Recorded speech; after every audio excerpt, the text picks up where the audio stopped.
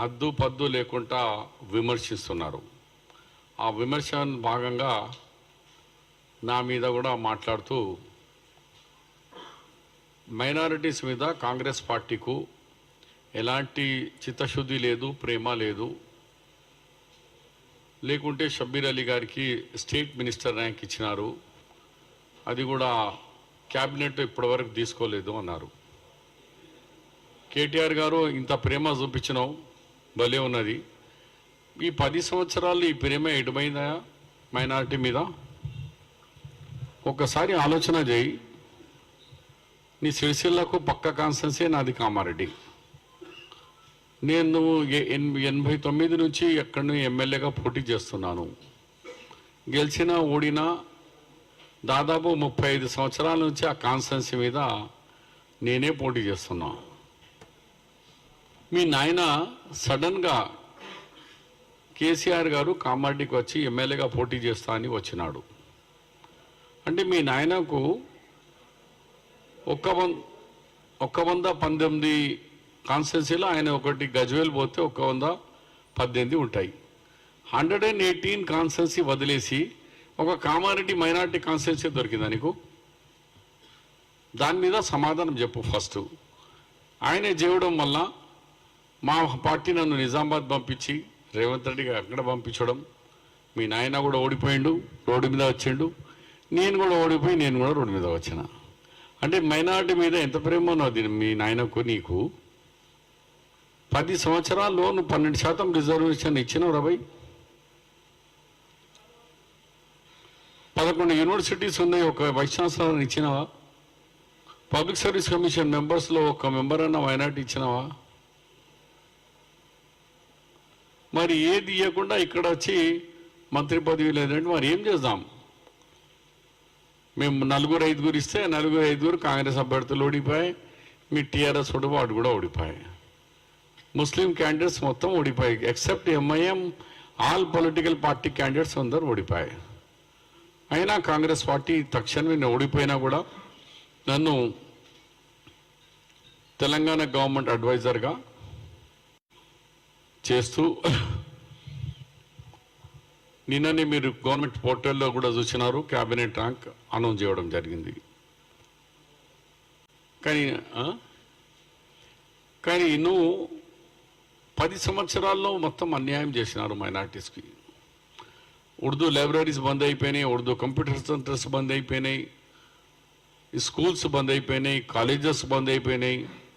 మేము వచ్చి 2 నెలలు కూడా 60 రోజులు కూడా కాలే రాగానే గవర్నమెంట్ జీపీస్లో అడ్వకేట్ జనరల్ తర్వాత అడిషనల్ అడ్వకేట్ జనరల్ ఉంటుంది.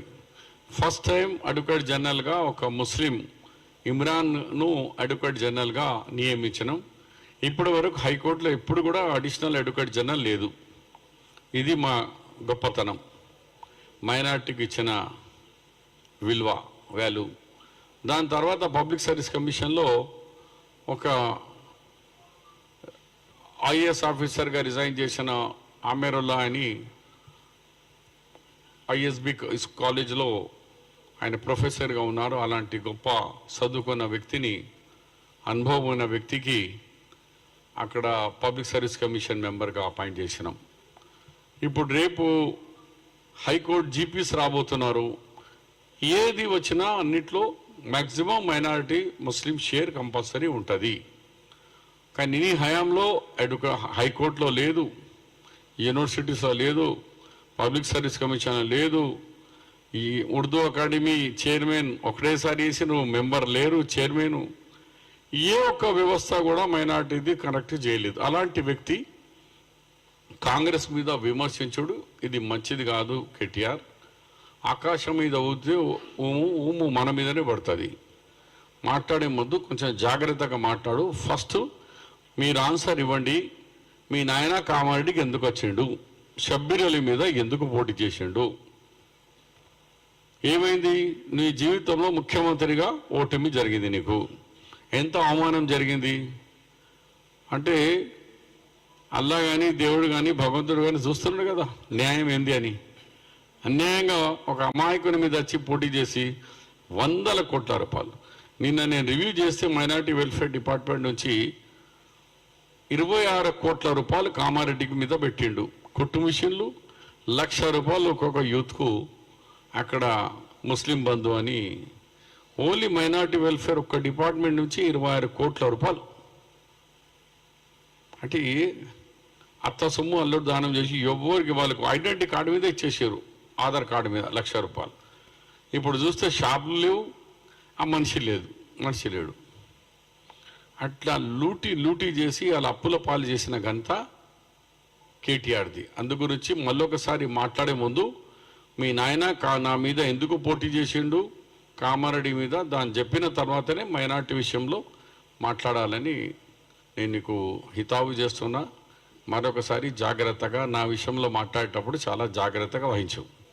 పోయి कुछ उनके पास बोलने के लिए नहीं है, मौका देख रहे कि मुसलमानों को कुछ वर्गलाएंगे हम, शब्बीर साहब को देखो नाइंसाफ़ी करे बोल के.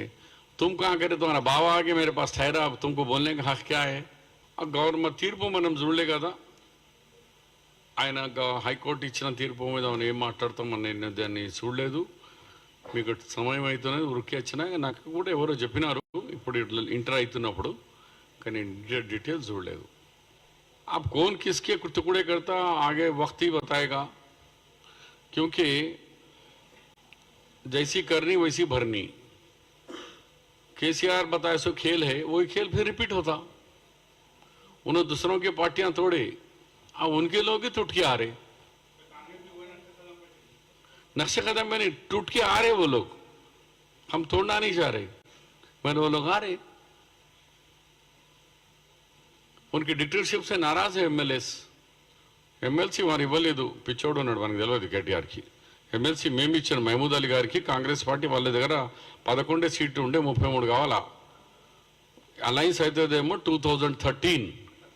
వినండి, 2013లో నేను మహమూద్ అలీ అందరం ఒకటేసారి యునానిమస్ ఎమ్మెల్సీస్ అయినాము.